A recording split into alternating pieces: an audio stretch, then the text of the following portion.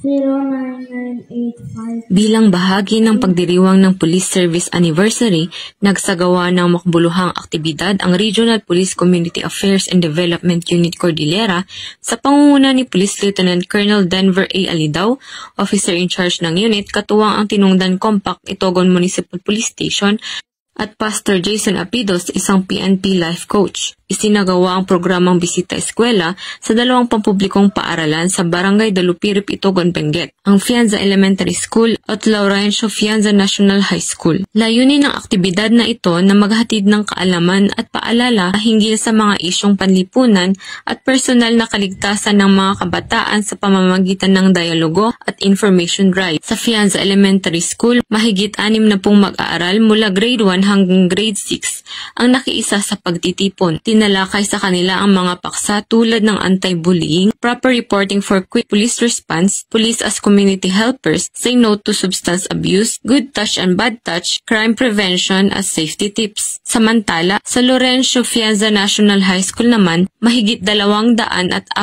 mag-aaral mula grade 7 hanggang grade 12 ang nakilahok. Para sa mga mas nakakatandang mag-aaral, tinalakay ang mas malalalim na paksa tulad ng early teenage pregnancy, anti-bullying, proper reporting for quick police response, anti-illegal drugs campaign, anti-terrorism, career guidance, crime prevention at safety tips. Layunin ng ganitong mga programa na mapalawak ang kaalaman ng mga kabataan sa mga isyong maaring makaapekto sa kanilang kinabukasan. Hinihikayat nito ang mas aktibong pakikilahok ng mga guro at magulang sa pagbibigay gabay sa mga kabataan. Pikadukar ay patuloy na magsasagawa ng mga ganitong aktibidad bilang bahagi ng kanilang advokasya na mapalapit ang kapulisan sa komunidad, natili ang kapayapaan at kayusan sa rehiyon.